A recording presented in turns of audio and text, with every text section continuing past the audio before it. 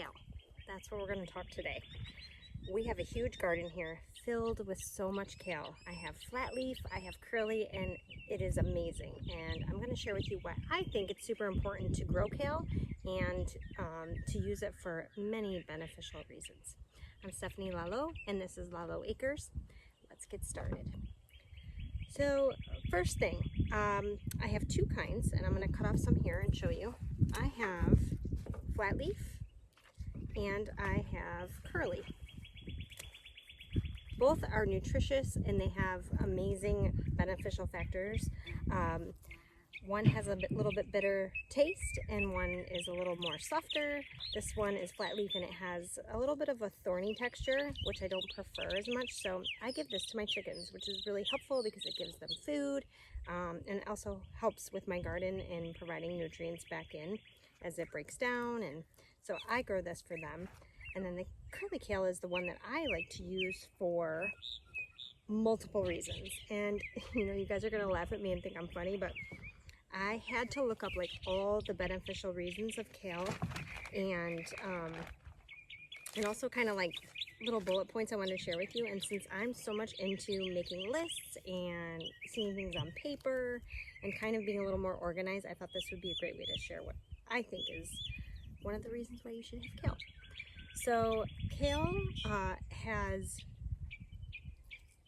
throw that one there, had a bug on it. We'll give that to the chickens. They like bugs too. Kale has a lot of really good properties. It has vitamins, vitamin A, vitamin K, vitamin B6, vitamin C, but it also is very beneficial in fighting cancer. There's a lot of properties in it. It's an antioxidant. It has very low calories, very minimal carbohydrates, which also in turn bring fiber to your nutrition. Some of the things I looked up that I just thought were incredible. I always knew that kale was a superfood, but I didn't realize how super it really was. Like, a lot of people call it the superstar of your greens. And it's funny because I remember back in the 80s growing up as a child, I don't know why this like made me think of this earlier today when I was doing a little research, but I remember going to like Swiss Chalet. Any of you out there in your 80s, time remember Swiss Chalet? Well, that was in New York, but one of the things they always did is they put kale on the plate. And I remember my parents telling me, oh, you don't eat that. That's just for decoration. And they did. They put it on the plate and they had maybe like some grapes or something else on top, and they used it as a garnish. And, come to find out years and years down the road, even to now, it's so good for you and there are so many benefits to it. And I thought about that today while looking it up and like, wow, I like missed out in that time. But it's great to know now, like there's potassium, there's magnesium, there's manganese, there's copper. Like all these vitamins and nutrients and minerals are so good for your body, and not just internally, but they're good for your skin. I was reading about how there's properties in kale that help lower cholesterol.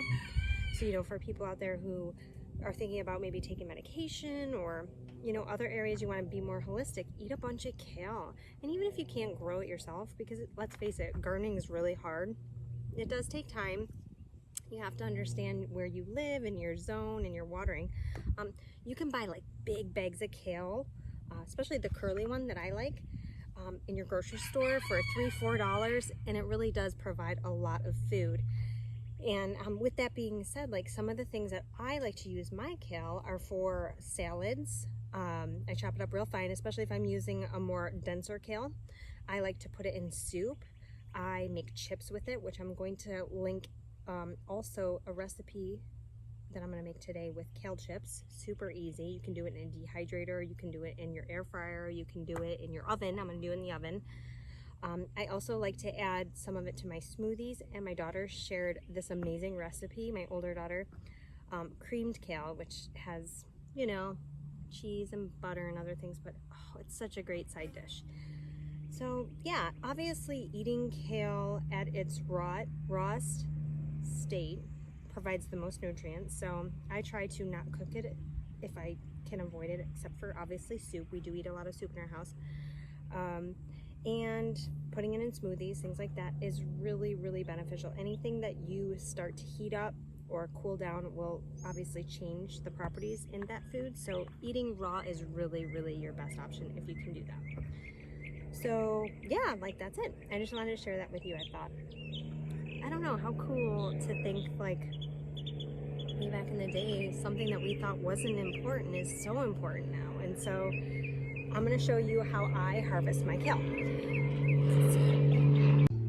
Let me grab my tools here. So what I like to do, besides going in at the stem and cutting off these large pieces, I give this to my chickens, like I was telling you.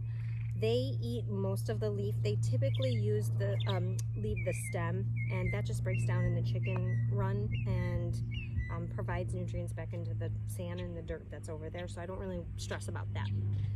So I give them all the flat leaves.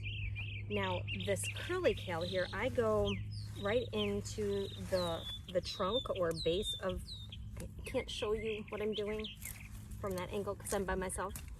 My husband's busy, and so I'm the only camera person right now. But I literally just go into the trunk and I cut off at the base of the stem, and I take all this kale, and when I get home or when I get in the house, I rinse it off really well. And what I do is, I found you can actually strip the kale just like this, right from the stem, see?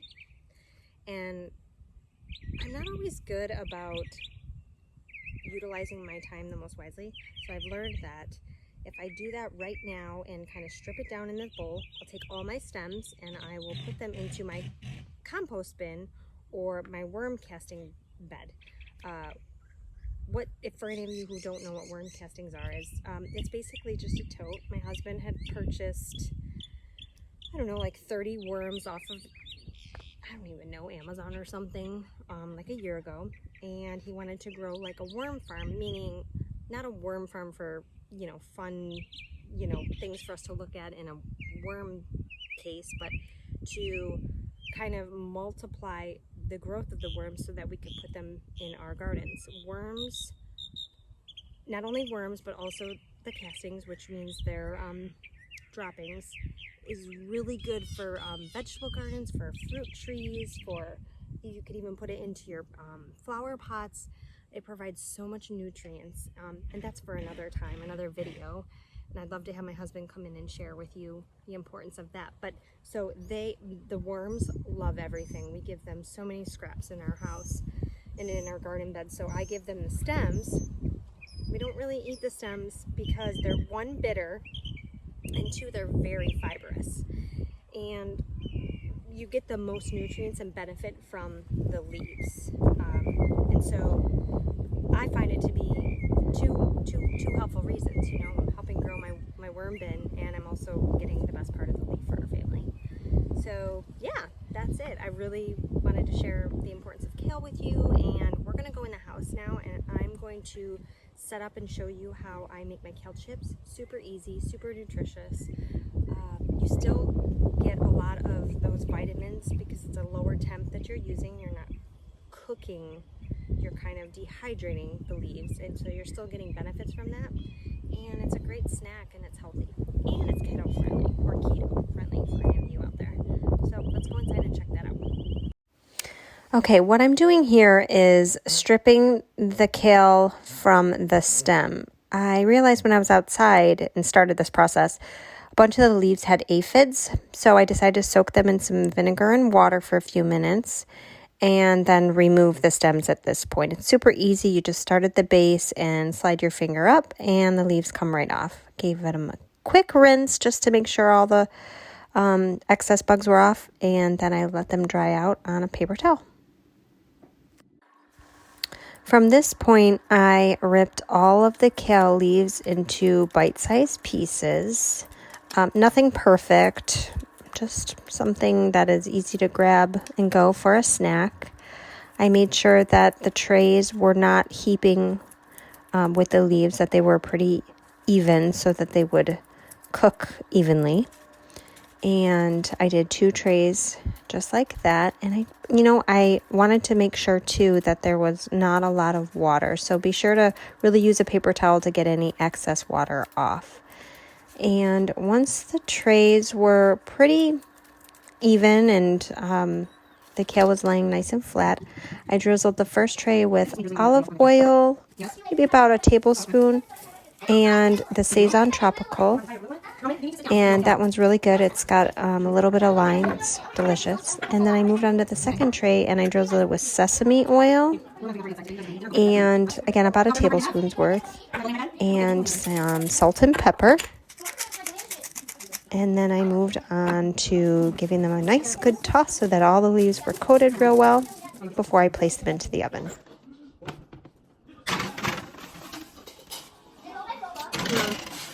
What would you say would be a preference for mouth to town? In the living room?